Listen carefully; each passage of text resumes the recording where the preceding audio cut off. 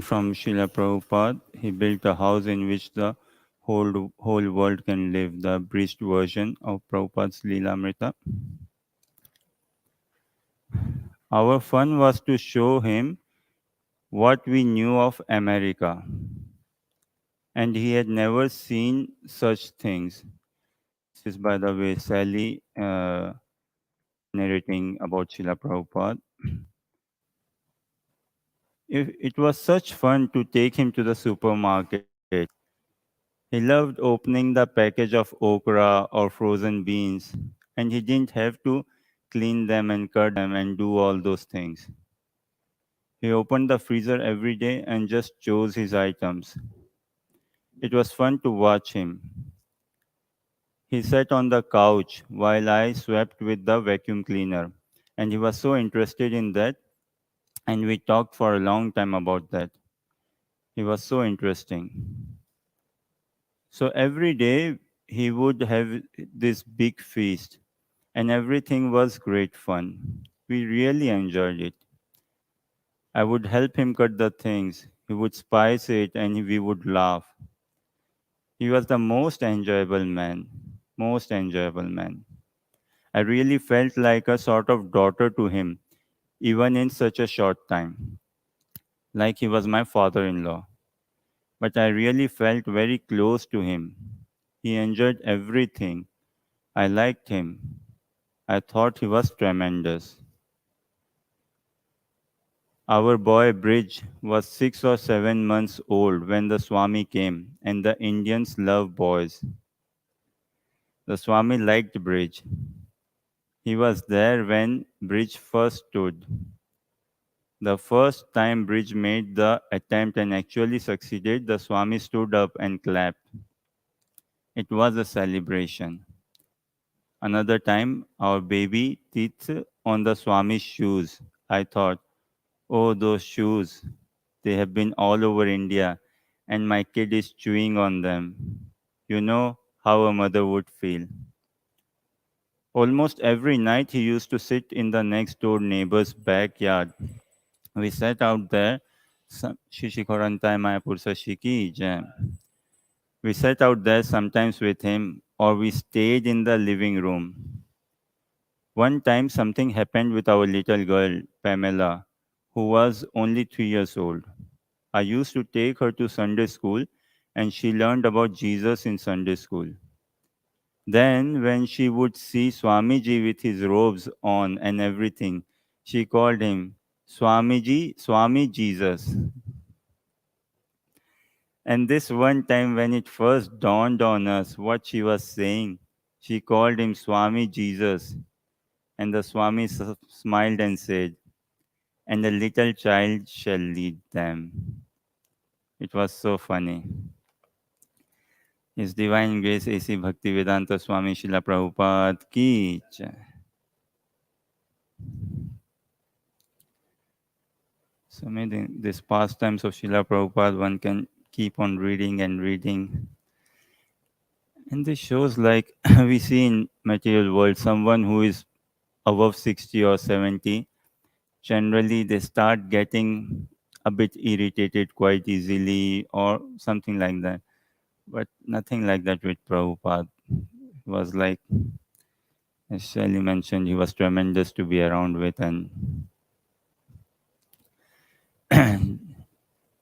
Jaya Jaya Shri Chaitanya Jaya Nityananda Jaya Dvaita Chandra Jaya Gaura Bhakta Vrinda Jaya Jaya Shri Chaitanya Jaya Nityananda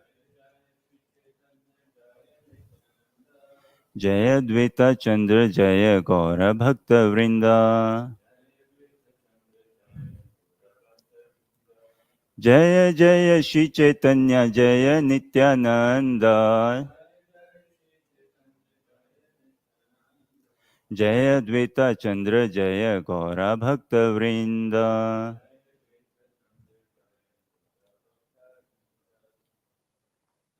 So, reading from Sri Chaitanya Charitamrta, Madhya Leela, chapter 19, the Lord instructs Srila Rupa Goswami, and we'll continue from text 28 onwards.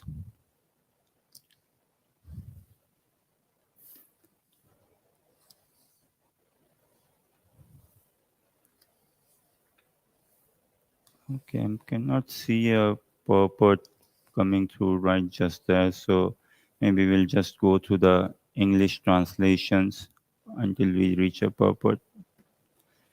So this is text 28. At this time, the Nawab was going to attack the province of Orissa, and he told Sanatan Goswami, Come along with me." So, just maybe a quick recap. So, this is Sanatan Goswami, who used to be in the administrative service, the parliament, the prime minister, the finance minister, Sanatan Goswami and Rupa Goswami of this Nawab. And Sanatan Goswami appealed to the Nawab, said to the Nawab that I am not feeling well, sick, and I need some time off. So he took time off, and in actually he was feeling very healthy, physically speaking, and he took some time off, and he arranged Bhagavad Katha in his house with friends, with other Brahmanas and all, and they were studying, discussing Shrimad Bhagavatam. And the Nawab uh, felt like okay, too many days, and there's no news from Sanatan, what is going on. So he thought, I must go and pay a visit, I must go and check how Sanatan is doing. So the Nawab came to see how Sanatan is doing, and he was shocked to see, okay, Sanatan is physically looking quite good, and he's looking very transcendental as well, very effulgent, and he's reading scriptures with his friends, with his devotees. So the Nawab was quite upset, and now there's this dialogue continuing. So this is a purport. Purport: Nawab Hussain attacked to the neighboring province of Orissa in 1424 Shakabda era, which is 1502 AD. At that time, he conquered the feudal princes there. Sanatan Goswami replied, "You are going to Orissa to give pain to the Supreme Personality of Godhead. For this reason, I am powerless to go with you." The Nawab, the Nawab again arrested Sanatan Goswami and kept him in prison. At this time, Sri Chaitanya Mahaprabhu departed for Vrindavan from Jagannath Puri. The two persons who went to Jagannath Puri to inquire about the Lord's departure returned and informed Rupa Goswami that the Lord had already departed for Vrindavan.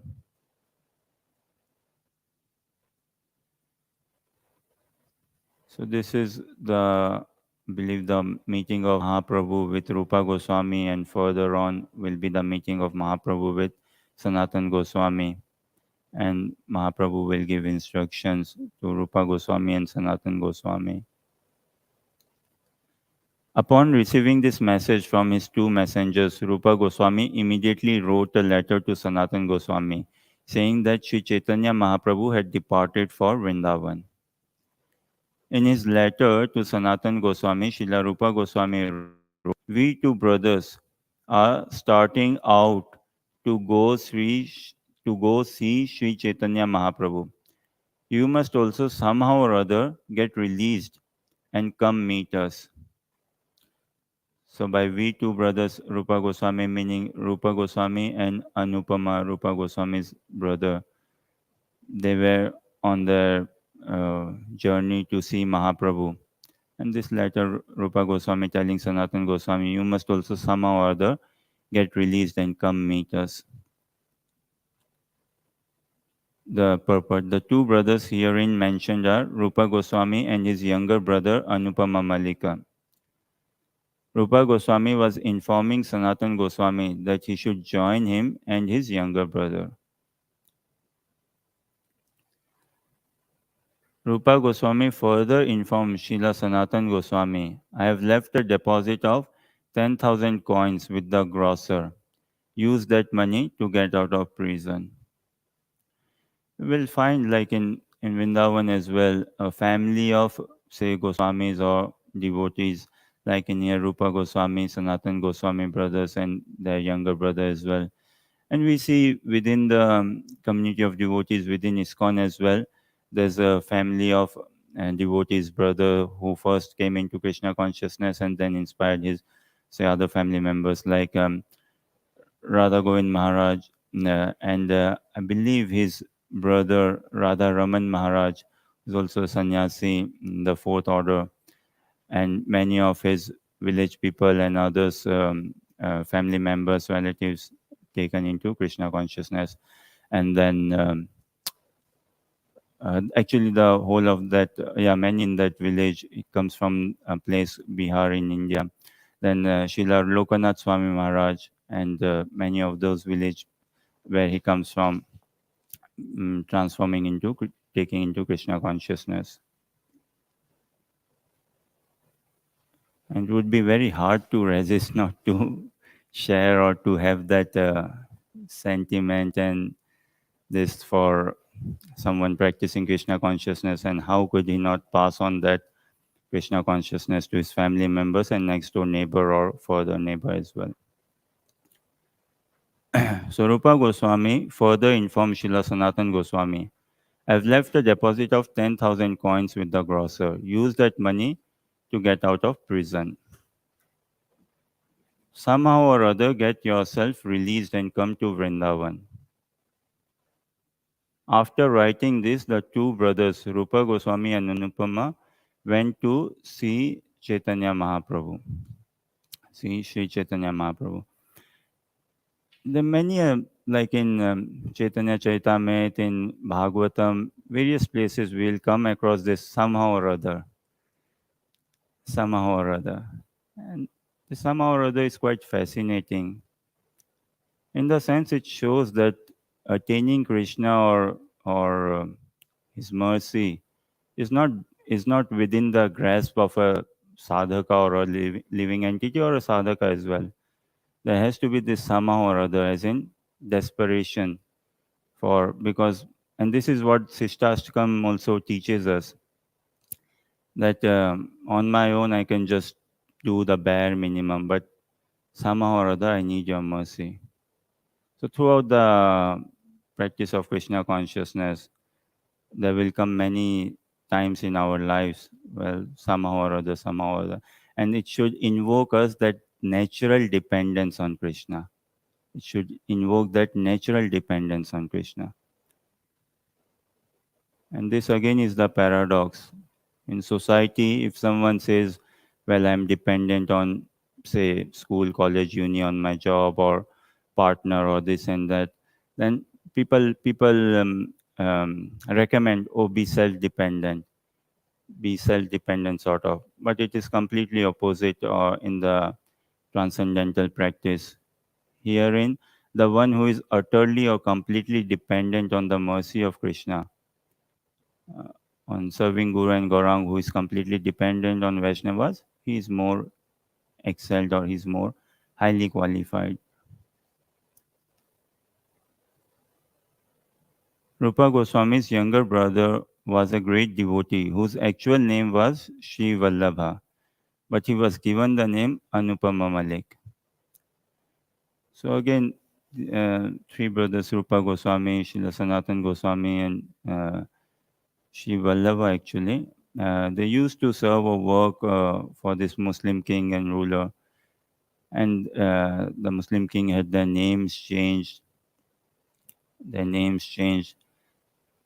Sakara Malik and here in Anupama Malik, their names changed. But within their heart, they had not forgotten their Krishna consciousness. They had not forgotten.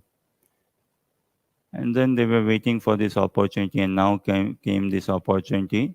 So they dropped the job then and there. They dropped their things. And this is how like Krishna consciousness is so precious. Like Prabhupada in his first meeting with his Guru Maharaj as well, he was instructed that this is real emergency. I mean, at that point in time, um, India was still struggling, like getting politically independence. But for a Swami, for a pure devotee and all, he understands what is temporary and what is eternal. So even 500 years back, it was kind of an emergency for Rupa Goswami, Sanatan Goswami, and Prabhupada's time, and even now as well, it is an emergency. Shri Rupa Goswami and Anupama Malik went to Prayag, and they were very pleased to hear the news that Chaitanya Mahaprabhu was there. At Prayag, Shri Chaitanya Mahaprabhu went to see the temple of Bindu Madhava, and many hundreds of thousands of people followed him just to meet him. Some of the people following the Lord were crying, some were laughing, some dancing, and some chanting. Indeed, some of them were rolling on the ground, exclaiming, Krishna, Krishna.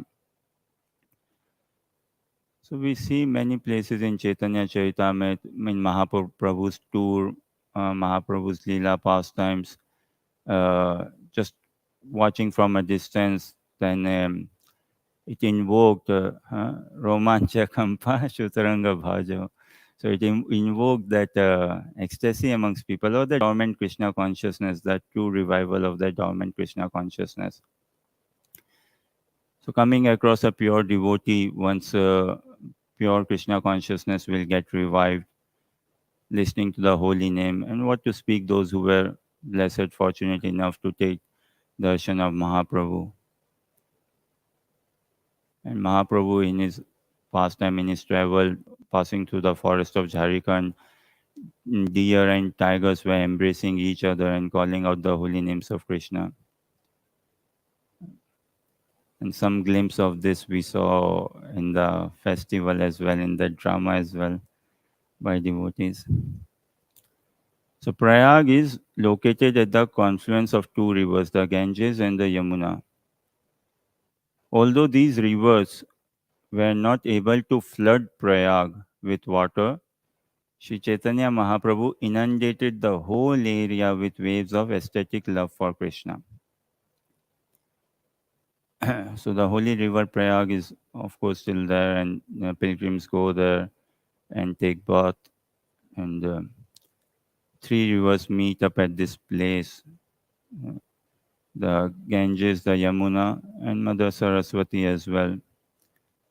But Mother Saraswati isn't visible, and one can see Ganges coming through, Yamuna coming through, and Mother Saraswati.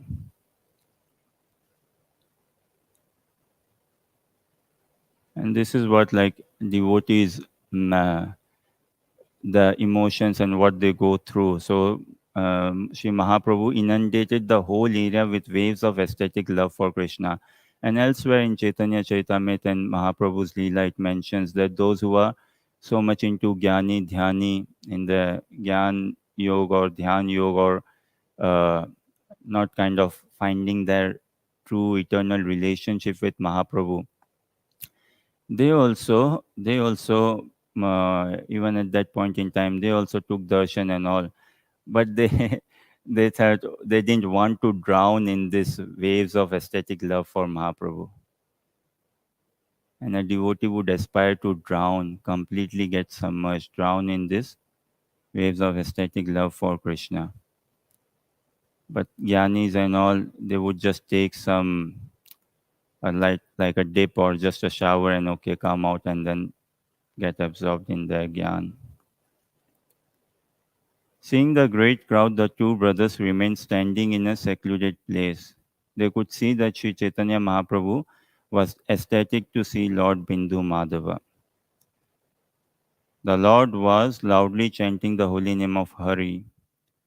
Dancing in ecstatic love and raising his arms, he asked everyone to chant, Hari, Hari.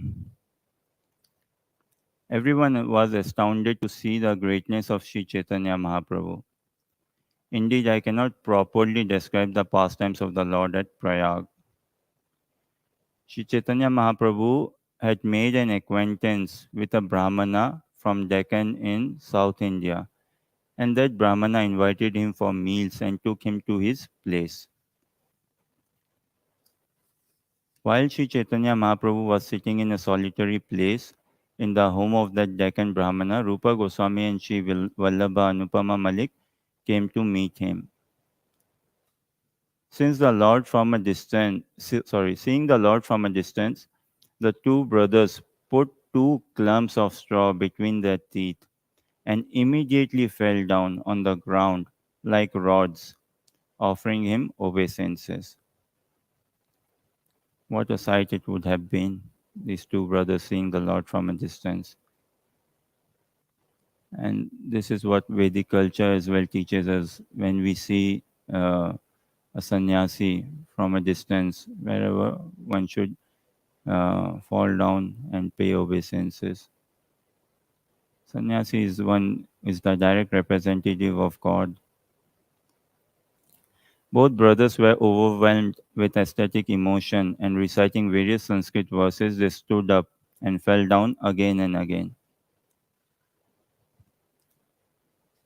So we see many in pure devotees.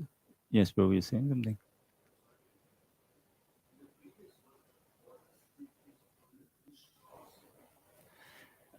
To invoke again Prabhupada Prana, maybe can correct me and add furthermore. So two clumps of straws between the teeth. So this is to express one's humility or to express one's utter unqualifiedness and to show one's uh, how low am I, and that sort of mood and demeanor in terms of approaching, in terms of approaching. And in our present day society and all, something has to be seen kind of the time, place, circumstance, situation as well. Like when seeing a sannyasi as well, wherever practically, yes, one should fall down then and there. But if not as well, then at least within one's heart, one should be very much uh, paying his obeisances. So these two brothers, and this was a natural humility within them, carrying this natural humility, put two clumps of straw between their teeth, and to show like when seeing a pure devotee or seeing the Lordship face to face, one would get stunned. One would get stunned and offer prayers, just like Dhruva Maharaj as well, when he had the divine darshan of Lord Vishnu. Then he was stunned completely. He was stunned and he was shocked, like what with what motive mood did I actually go and what is now happening as such. And such is the practice of devotional service. Such is the practice. So austerity or anything which is done with the view under the fold of devotees. He was blessed to have instructions from Narada Muni under the fold of devotees. Then Krishna is not far. Krishna isn't far at all. So Dhruva Maharaj also such huge change, transformation of heart, say uncalled for. He didn't go to begin with that motive, and then when he got darshan straight, he also wanted to glorify the Lord. He wanted to glorify the Lord, and Krishna knew that yes, Dhruva is wanting something, so he touched the conch shell, and then yeah, the transmission, and Dhruva Maharaj glorified. If Prana Prabhu would like to add something.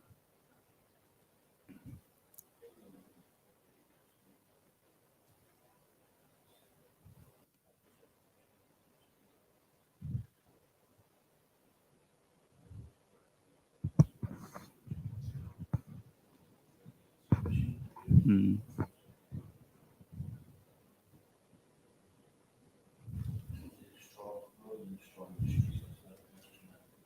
yes.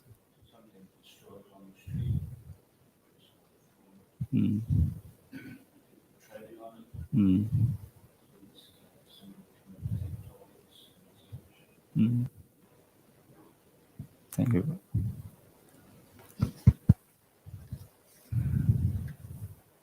Just checking for a. Okay, there's verse 61 with a purport. We can go through there. And Both brothers were overwhelmed with aesthetic emotion, and reciting various Sanskrit prayers, they stood up and fell down again and again. Sri Chaitanya Mahaprabhu was very pleased to see Srila Rupa Goswami, and he told him, stand up, my dear Rupa, come here."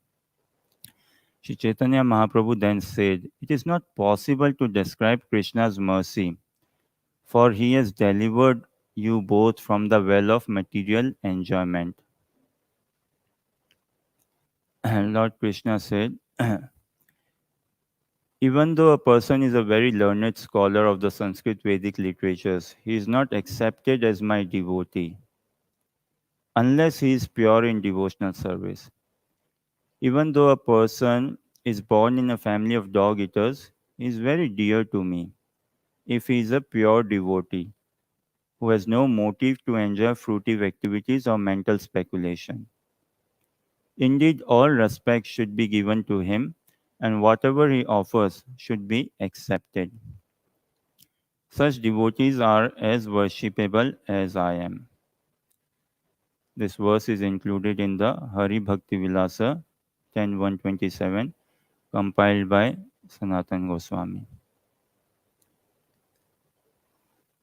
After reciting this verse, Sri Chaitanya Mahaprabhu embraced the two brothers, and out of his causeless mercy, he placed his feet on their heads. After receiving the Lord's causeless mercy, the two brothers folded their hands and in great humility offered the following prayers unto the Lord. So, this is the verse we all sing and for offering bhoga or throughout as such. Namo Mahavadanyaya Krishna Prem Pradayate Krishnaya Krishna Chaitanya Namne Gauratvishe Nama. O most magnificent incarnation, you are Krishna himself, appearing as Sri Krishna Chaitanya Mahaprabhu. You have assumed the golden color of Srimati Radharani, and you are widely distributing pure love of Krishna. We offer our respectful obeisances unto you. Rupa Goswami knew the heart of Mahaprabhu. He read the heart and mind of Mahaprabhu, and by Mahaprabhu's causeless mercy. And Mahaprabhu was very pleased with his humility. In the sense, Mahaprabhu himself mentioned further on, we'll read that Rupa, your humility is breaking my heart. We offer our respectful obeisances unto that merciful Supreme Personality of Godhead who has converted all three worlds, which were maddened by ignorance, and saved them from their diseased condition by making them mad with the nectar from the treasure house of love of God. Let us take full shelter of that personality of Godhead, Sri Krishna Chaitanya, whose activities are wonderful. This verse is found in the Govind Lilamrita 1.2. After this, Sri Chaitanya Mahaprabhu sat down by his side and asked them, "What news do you have of Sanatan?" Rupa Goswami replied, "Sanatan has now been arrested by the government of Hussain Shah. If you kindly save him, he can be liberated from that entanglement." Sri Chaitanya Mahaprabhu immediately replied, "Sanatan has already been released from his confinement, and he will very soon meet with me." The Brahmana then requested Sri Chaitanya Mahaprabhu to accept his lunch. Rupa Goswami also remained there that day. Vallabhadra Bhattacharya invited the two brothers to take lunch also. The remnants of food from the plate of Sri Chaitanya Mahaprabhu were offered to them.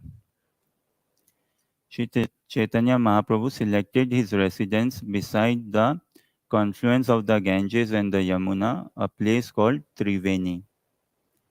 The two brothers, Rupa Goswami and Sri Vallabha, selected their residence near the lords. So maybe we can try for whatever time we have going through this verse. सेई काले वल्लभ भट्ट रहे आदिल ग्राम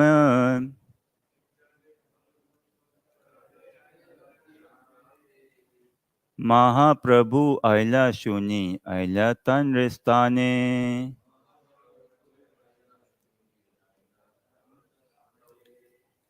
सेई काले वल्लभ भट्ट रहे आदिल ग्रामे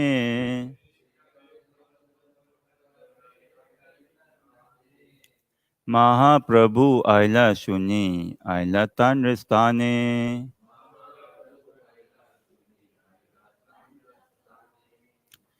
सेई काले वल्लभ भट्ट रहे आदिल ग्रामे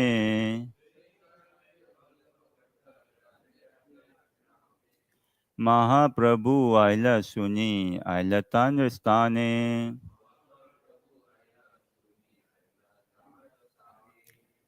We'll go to the translation in purport.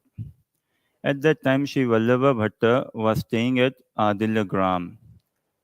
And when he heard that Sri Chaitanya Mahaprabhu had arrived, he went to his place to see him.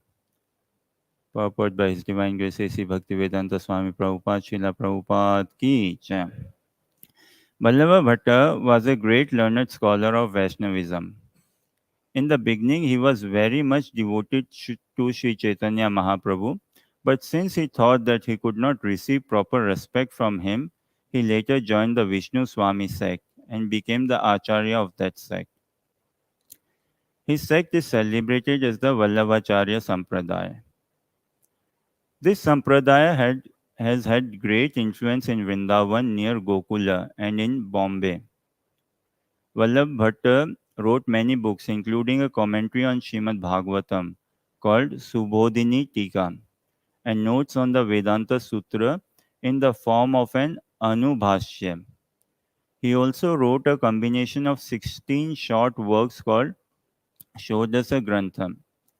The village where he was staying, Adilyagram or Adeligram, was near the confluence of the rivers Ganges and Yamuna, on the other side of the Yamuna from Prayag, about 1 mile from the river.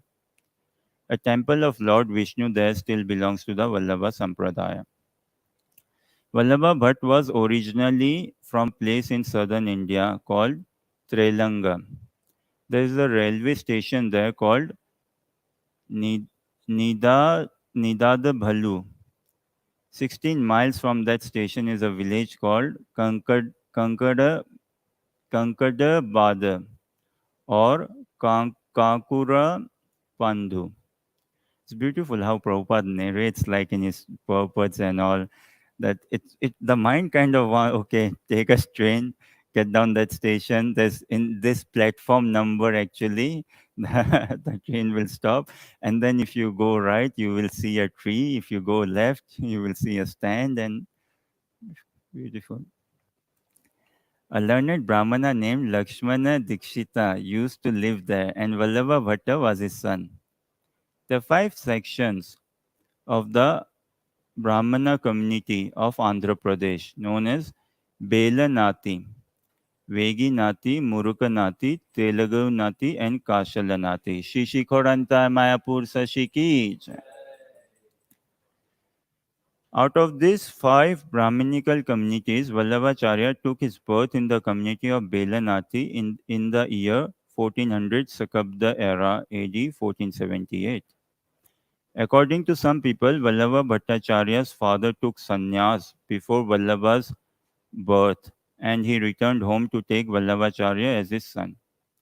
According to the opinion of others, Vallabhacharya was born in 1400 Sakabda era on the Ekadashi day of the dark moon in the month of Chaitra. And he took his birth in a Brahmana family surnamed Khambhampatibaru. According to this account, his father's name was Lakshmana Bhatta Dikshita and he was born in Champakaranya. In someone else's opinion, Vallabhacharya appeared near the village named Champajhara Grama, which is near a railway station named Rajima in Madhya Pradesh. After studying for 11 years at Varanasi, Vallabhacharya returned home.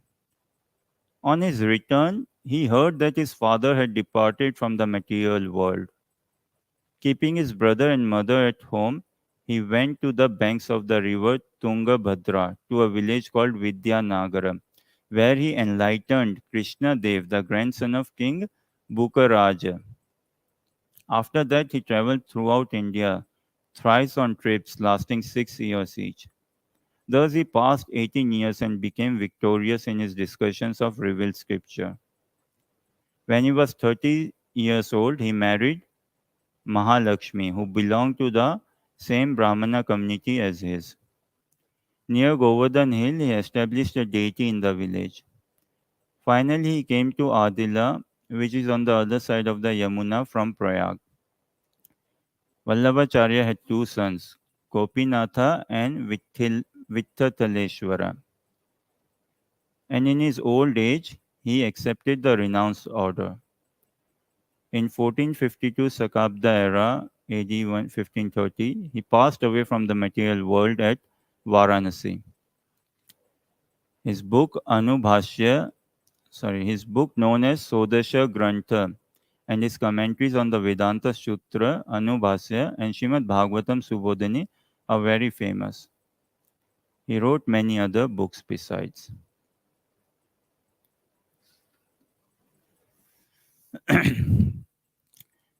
वैराग्य विद्या निज भक्ति योगा शिक्षार्थमेक पुरुष पुराना श्री कृष्ण चैतन्य शरीरधारी कृपाम्बुदीय तमहं प्रपद्ये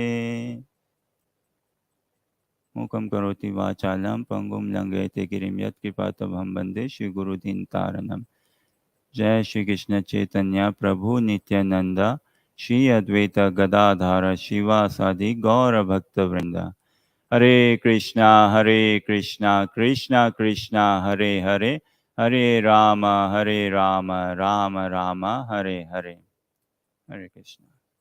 Okay, so we begin our class now. It's 30-minute class, right? And then we can take questions.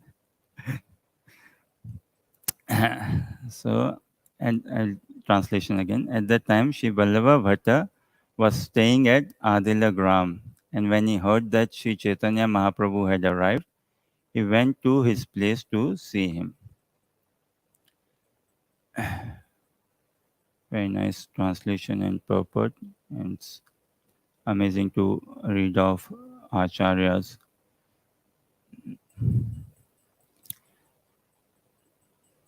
Like I believe Rupa Goswami, he was given or he had his deities to worship.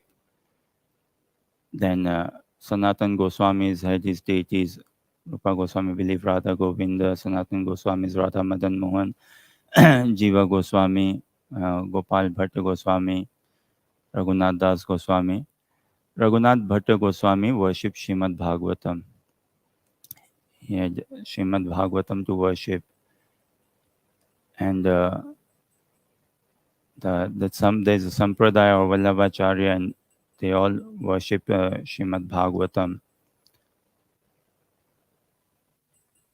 As it says in the purport, Vallabha Bhatt wrote many books, including a commentary on Srimad Bhagavatam. And just some things like from purport. So, right at the very beginning, it says, in the beginning, he was very much devoted to Sri Chaitanya Mahaprabhu. But since he thought that he could not receive proper respect from him, he later joined the Vishnu Swami sect and became the Acharya of that sect. So things like this, okay, uh, uh, someone very devoted to Sri Chaitanya Mahaprabhu, but since he thought that he's not receiving proper respect, well, if someone is devoted to Mahaprabhu, then he would naturally understand what is Mahaprabhu's mission or what is Mahaprabhu's tagline say. Which is Trinadapi Sunichena Taroriva Saishnuna Amanina Mandena Kirtanya Sadahari. So, somewhere when in the life of acharyas and uh, exalted personalities, devotees, when we hear this thing, this is all just like part of Mahaprabhu's plan, Mahaprabhu's Leela and all, how to actually do something. This isn't like mundane, okay, not giving me respect. I quit. Like many people, sometimes we hear, oh, we went to your ISKCON and we went to your ISKCON, but in your ISKCON as well, there's this hierarchy thing and that thing. So I wasn't given a chair to sit at the front end. So I don't like going to your place, no, sort of thing. This is us. Uh, but when it comes to great personalities, exalted personalities, acharyas and all, they shouldn't be taken like, okay, Vallabha Bhatta got offended that I'm not getting respect or anything like that. Just like to say, Parikshit Maharaj, the ruler of the king, the grandson of Arjuna. Krishna saved him in the womb of his mother, and he was completely aware of Shastra, scriptures, and ruling by the message of the scriptures and whatnot. And just one fine day, he happened to go hunting, one fine day, and then just that day, suddenly, as if like, oh, all the thirst of the world is coming in his throat, and he's feeling all thirsty. And he's thinking, oh, look at this Brahmana, look at this Sadhu. I'm the king, I have come here, I give him protection, but he's not respecting me, he's not looking into me, he's trying to show that he's so much in samadhi. These are all just mm, pastimes of the internal potency of Krishna to arrange, because Krishna is also feeling that separation from Parikshit Maharaj, and to just arrange or facilitate that Parikshit Maharaj uh, kind of goes into the eternal transcendental pastimes of Krishna. And there has to be some sort of catalyst, some stir, some sort of catalyst has to be there. But when it comes to our case, we shouldn't think like, okay, no, this is Krishna's arrangement, or we should understand, one should understand what is one's position, and one should live and act by that position and try to come to this platform of uh, understanding the mission of Krishna consciousness, understanding Krishna consciousness, what scriptures are here to give us, what Mahaprabhu is here to give us, what devotees are here to give us, and take it and gradually, or in one's own space and pace, or even more than gradually, uh, practice Krishna consciousness. And the vision, the practice, the vision of Krishna consciousness in one's life, it has to go on always refining. When someone got the association of devotees, say 10 years back, say 20 years back, and now one wouldn't be carrying that same sort of vision or that aim, aspiration, or that sort of mood or understanding. It has always to be evolving and refining. And this is all to show Mahaprabhu that yes, we are on the path of excellence. We would like to evolve, we would like to grow, and we would like to have your association, and we would like to have somewhere our little name, say, or some role in your pastime, in your Leela. Would like to directly, indirectly, more directly be a subservient servant in your pastime and in your Leela. Okay, on this note, maybe I'll give you peace. Any question, comment, or suggestion or clarification?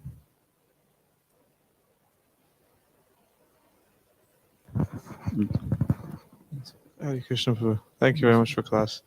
Um, you were mentioning one of the previous verses about Sanatana Goswami and this sense of like urgency. Yeah, and same with Rupa Goswami when Mahaprabhu is there, they're just going to quit their jobs uh, and same with Prabhupada. You had this urgency. So how do we sort of maintain this urgency and see the the necessity of what it is we're doing rather than just sit back and relax? Yeah, thank you, Prabhu. Nice question. Sanatana Goswami, Prabhupada, they were carrying this urgency. They knew this urgency, and also the fire was burning fire was burning within as well. And as us as sadhakas, we have to understand that this we are in a precarious situation, a precarious condition, and this world is in a like dire situation, dire condition. And it's not just like Kali Yuga. Even in, I mean, in Dwapar, Treta, Satyuga, any yuga, as soon as once Krishna consciousness is awakened, as soon as once this say transcendental revelation is awakened, as soon as one gets to know about Sambandh, Abhiday, and Prayojan, from that moment on, the urgency would be there. Yes, I cannot just afford to live in a dual personality or a split personality. I better be who I am, and I better be do what I am supposed to do as such. And then the whole life is how to channelize myself, how to navigate myself, carrying on that urgency still within myself, and laying out or forming a shape or something. Hmm? And this is why the whole sadhana in the assembly uh, in the assembly of devotees, taking good counseling with devotees and all, revealing one's mind, sharing one's mind. Ultimately, we all want to attain pure love of Krishna. And it's like seeing one's attitude and seeing one's position and all. How do I navigate and still keeping that urgency, and also growing on, hopefully, growing on with that urgency. So never losing sight of the goal. This is the thing. Prabhupada never lost sight of the goal or the mission or the instruction. These are exalted personalities who never lose sight of the goal. And likewise as well, if we follow in their footsteps, as in, yes, that is the goal, and we never lose sight of that goal. And that goal should become more and more refined, more and more bigger, more and more evolved, and uh, involve more and more prayers in our sadhana, more and more taking guidance from devotees, uh, and following like that. Just a small example comes to my mind, like you mentioned, right? Like dropping and things. Abruptly dropping isn't any helpful. Dropping just abruptly or suddenly, or I'm getting too troubled, say at home by my partner or my school, college, uni studies and all, job and all, and I met Hare Krishnas. Hmm? And Hare Krishnas tell me what? Oh, Krishna consciousness is very good. Chanting, feasting, and dancing. Come join us. Okay, I give up my home. I am going to chant, feast, and dance. So abruptly dropping up doesn't help. Like those who give up just smoking as well abruptly. What is that? There's that withdrawal symptom or bounce back sort of system symptom and all. And we see all such philosophical or all these questions are settled very nicely in Bhagavad Gita as well. Krishna never encouraged Arjuna to drop abruptly the war and just leave there. But the first thing Krishna told Arjuna is that your identity, who you are not this body, you are spirit soul. And then many places in Bhagavad Gita, Krishna is telling Arjuna, Tasmat tvam uttishta yudhalabhasva, get up now and fight, fight. Nimitta matram bhava savyasach. In another places, he's telling him to fight.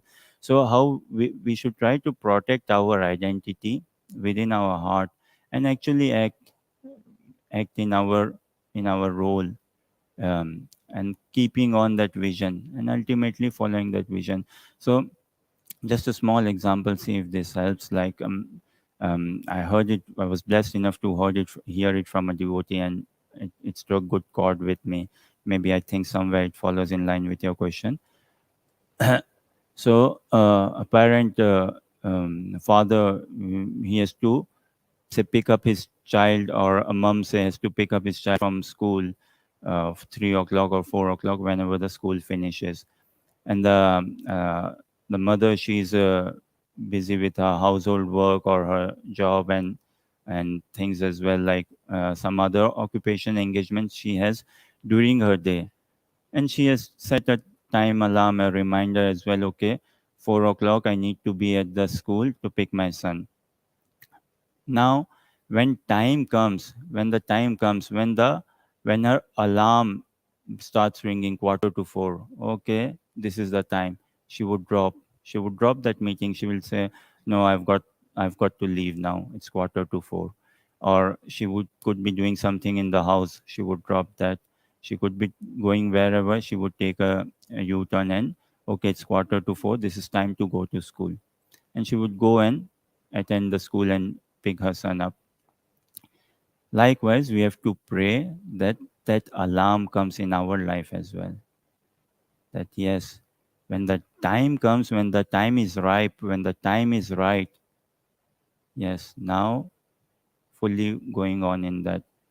So the whole prayer, chanting, and all one's practice should be praying to Krishna that when do we get to hear that flute, or do we get to hear that alarm call? Then I'm completely convinced, yes, this is what Krishna is wanting, this is what devotees are wanting, this is what spiritual master is wanting. And we, without any doubt and full conviction and faith, follow that path. If that somewhat helps, Prabhu. If Prana Prabhu or someone would like to add anything or say. Yes, Prabhu. Hare Krishna. So Prabhupada sometimes quotes this verse, Padam Padam Yad Vipadam, to understand in the material world there's danger at every step, not just in certain circumstances, and we don't mean just physically, but spiritually, we can get distracted. So we understand that there's always a danger we can get distracted. And Prabhupada also said that the problem with his disciples was that they weren't sufficiently afraid of Maya. Mm. So one thing it helps is to stay in good association, and that way, that doesn't mean just also physical, but it means reading Prabhupada's books regularly. That's the best association we can get, and this way Prabhupada is reminding us.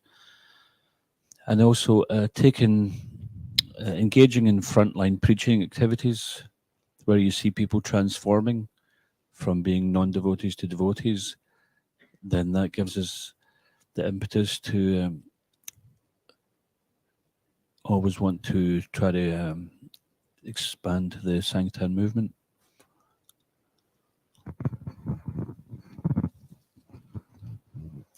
Yeah, like various places in Prabhupada's translations, in Prabhupada's writing teachings, we hear uh, one who has become a sadhu, he will always have that burning compassion, burning desire, will always be lamenting for the conditioned souls, what they're going through. So Vaishnava is para dukha dukhi. So it's by engaging in preaching, frontline preaching, we can see like how much compassion actually can be invoked. And we'll see for ourselves as well, what am I doing? I better align myself then. And this is why the month of marathon, a full month to absorb ourselves nicely, and all devotees get such good realizations and would want to carry on, build it up, build up on it. Okay. Thank you very much for your patient listening and encouragement. Shri Chaitanya Charitamrita ki, Srila Prabhupada ki, Nitai Gaur Premanandi.